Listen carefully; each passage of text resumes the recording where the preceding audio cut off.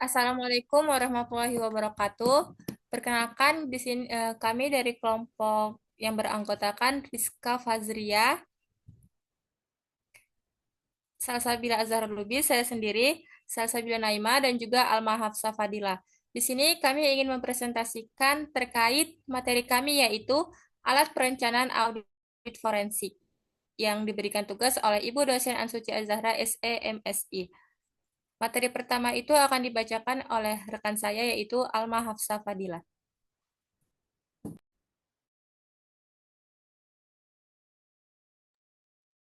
Baik, terima kasih.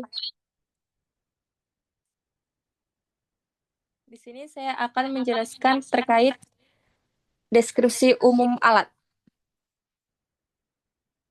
yaitu alat ini merupakan template berbasis Excel yang dimana dirancang untuk mendukung proses perencanaan audit forensik.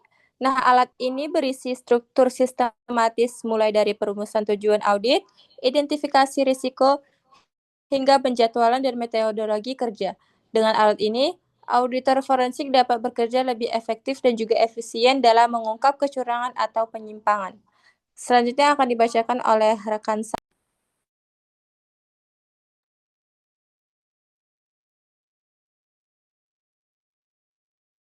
Baik, saya akan menjelaskan mengenai komponen pertama yaitu tujuan audit.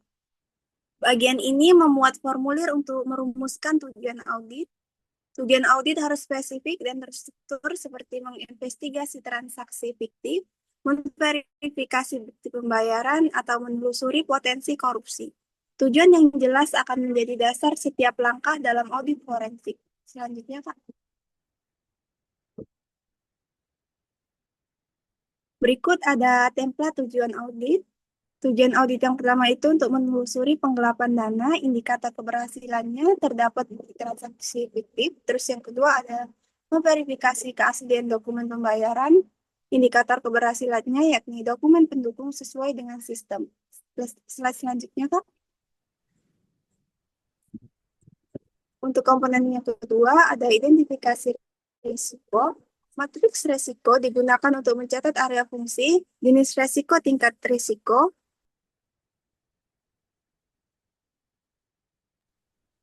dan sumber informasi awal. Auditor memberikan penilaian risiko dengan skor untuk memprioritaskan oleh area audit. Ini penting agar sumber daya dialokasikan secara efisien untuk area yang paling rawan fraud. Slide selanjutnya, Kak.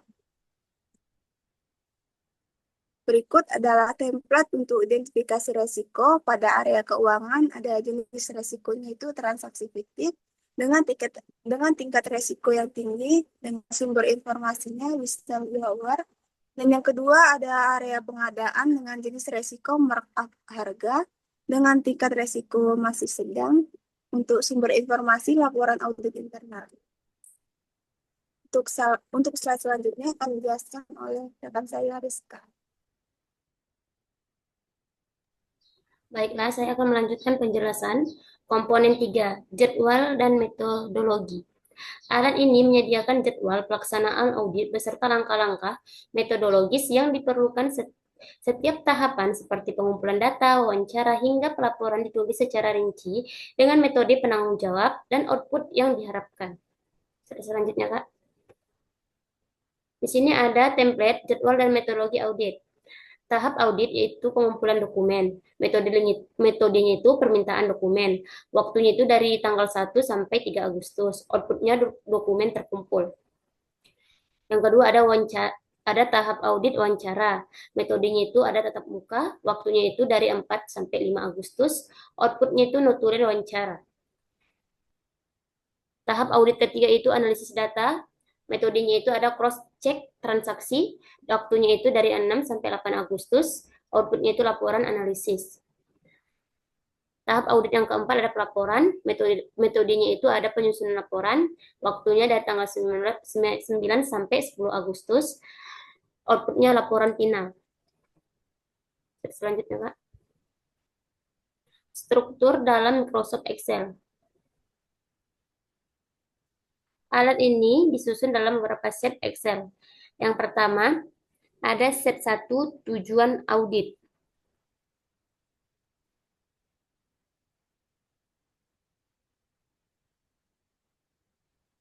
Tujuan audit ini untuk menyusun audit forensik. Di dalamnya itu ada auditor dapat mencatat secara jelas dan terukur apa menjadi fokus audit. Tujuan ini bisa berupa penelusuran terhadap transaksi fiktif, verifikasi dokumen, atau evaluasi sistem pengendalian internal. Dengan merumuskan tujuan secara rinci, proses audit ini akan lebih terarah dan memiliki indikator pencapaian yang jelas. Yang kedua ada set 2 matriks risiko. Ya, ini adalah yang mencerminkan berbagai potensi kecurangan atau penyimpangan yang mungkin terjadi di area tertentu. Dalam bagian ini, risiko diklarifikasi berdasarkan area fungsi, jenis kecurangan yang mungkin terjadi. Tingkat risiko misalnya rendah, sedang, atau tinggi, serta sumber informasi awal seperti laporan audit internal atau pengaduan whistleblower. Matriks juga sangat penting untuk membantu auditor menentukan prioritas investigasi berdasarkan tingkat risiko. Yang ketiga ada jadwal dan metodologi, yaitu bagian ini menyajikan tahapan kerja auditor mulai dari pengumpulan dokumen, wawancara, analisis data, hingga penyusunan laporan. Setiap tahapan disertai dengan metode yang digunakan, waktu pelaksanaan, penanggung jawab, dan hasil atau output yang diharapkan. Penyusunan jadwal ini bertujuan untuk menjaga efektivitas waktu dan memastikan bahwa proses audit berjalan sesuai rencana.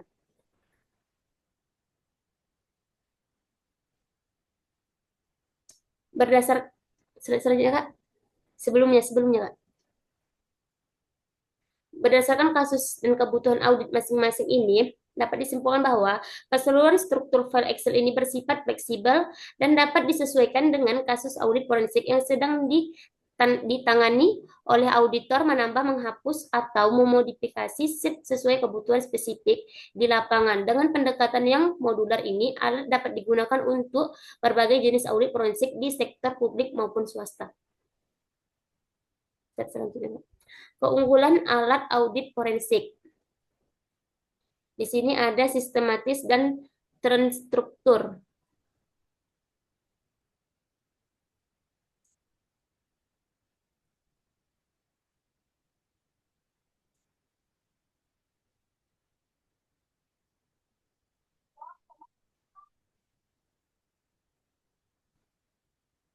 Yang kedua ini ada memudahkan pelacakan dan dokumentasi proses audit.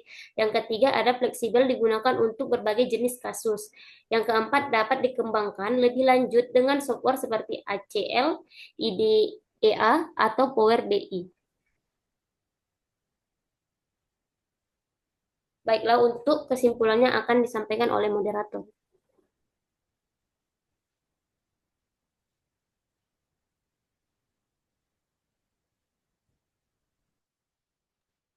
Baiklah, dari presentasi kami simpulkan bahwasannya alat ini membantu auditor bekerja secara terorganisir dan berbasis risiko, yang dimana format Excel, alat mudah diakses dan digunakan oleh tim audit dalam berbagai skenario investigasi. Itulah kesimpulan yang bisa kami ambil dari hasil diskusi kami. Kami tutup dengan wabillahi taufiq wal hidayah. Wassalamualaikum warahmatullahi wabarakatuh. Waalaikumsalam warahmatullahi wabarakatuh.